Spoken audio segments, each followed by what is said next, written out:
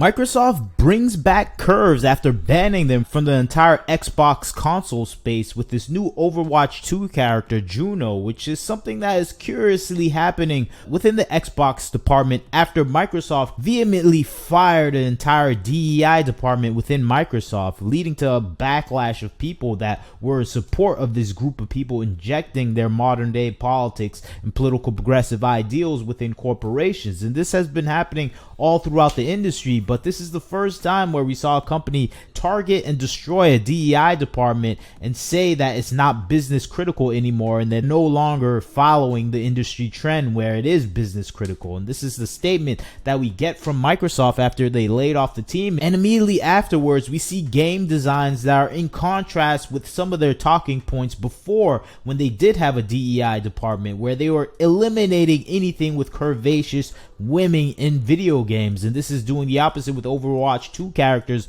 Juno. If you remember, previously Microsoft cautioned developers in the Xbox department from steering away from curvy, attractive female characters. They wanted to avoid the Stellar Blade model of character designs. And then we saw that implemented with a bunch of characters from the game itself. And I think that's the thing people are surprised with, because we're seeing kind of curvaceous female forms actually brought back into gaming, when that is the opposite that's happening in the industry, where it's about turning everything into a non-binary and more of an androgynous look when it comes to their characters. And this is the trend that started with Naughty Dog, where they were trying to make most of their characters more trans friendly to these groups that cannot have these body forms. And I think that's what seeped into the video gaming industry for the most part. And I think we saw that displayed with the removing of any female form from the video gaming environment. And I think this led to a backlash of gamers just not playing these games. And I think Overwatch itself, Microsoft itself, is probably seeing a dwindling in profits with a lot of these games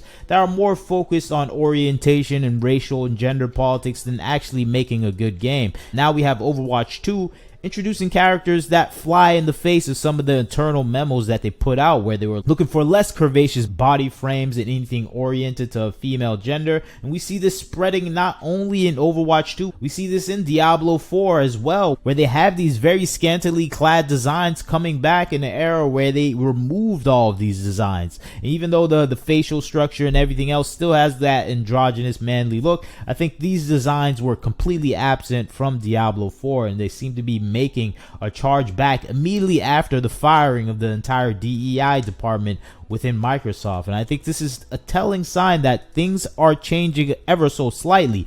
Do you want to trust that change? I say absolutely not. I don't trust Overwatch 2. I don't trust Diablo 4. I don't trust Blizzard in its entirety. And I don't trust Microsoft as well, because if you look at the developers and the things they said in the past, these people most likely still have their jobs. Even though there's been massive layoffs, a lot of these people are still in power. And I think with Overwatch 2, we can expect what we always got from Overwatch, which was a game that was highly oriented to the LGBT community, and he didn't try to cater to any other group of people. And that's why it lost a significant amount of player base, because it was trying to pander so hard that it didn't really bring in a new player base to actually play the game. And then I think this is the thing I expect with this Overwatch character, this new character Juno, to be one of these LGBTQ characters eventually, because people in the audience will demand it and they will just ultimately fold to these demands. And I don't have any references tell me otherwise, so I'm going to believe that about Microsoft. I'm going to believe that about Overwatch. I'm going to believe that about Diablo 4, that these people will bend to the will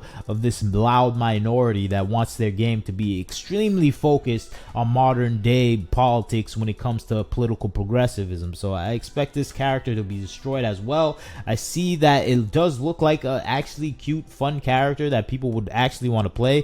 This is a character design they avoided for years, but it's fun to see these companies actually making the small changes to really appeal to the gamers that actually play the games that are coming out from these console developers. And I think this is the case with this new character design, Juno. Will it last? I highly doubt it. I think Microsoft is extremely sensitive to these market pressures or these social media pressures, and these people will put the pressure on them. We see this happening with Genshin Impact, a Chinese developer. Luckily for that Chinese developer, they don't care about American profits, so they can do whatever they want, and they can ignore the 75,000 signatures telling them to make their game queer and diverse. And of course, they're not listening, but Microsoft would listen to that petition. And I think, unfortunately, for people that are fans of Overwatch, this is a small gesture in a sea of offensive gestures. And I think that's the thing that I'm not going to have any cheer for. I'm not going to support this. I'm not going to play Overwatch.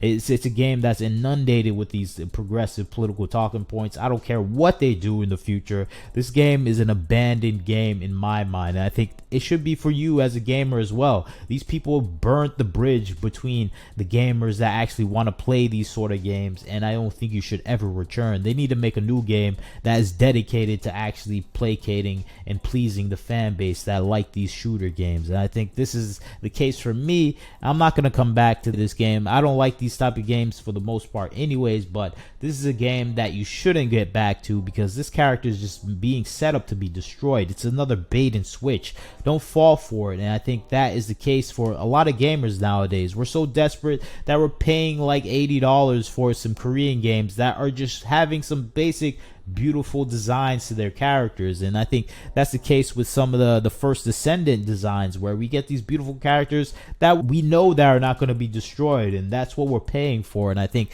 that's not the case with Overwatch 2. They might change this character, make them LGBTQ, might change their gender, may make them sound stupid and annoying. I just don't want to deal with that change that will inevitably come. That's not going to happen with the Korean games. Their games are set in stone for what they are. The characters are not going to change, and I think that's where I feel safer spending my money on. So I won't spend money on this character. I won't spend money on these games that are changing. I'll never go back to Diablo 4. So this is the type of situation where I say gamers should be steadfast and not fund these corporations that have betrayed you for the past decade. And I think that's the case for Microsoft. Unless they make a full statement or make a game dedicated to being anti everything they've been for the past 10 years, I'm not going to support any of these games trying to make these small changes, trying to bring back the fan base. And I think that's the case for Overwatch. It's trying to bring back the fan base, and I don't think the fan base should go back to this game. But you tell me your thoughts on the situation. Do you think Overwatch 2 and its small changes is effective enough to bring back the fan base that it lost?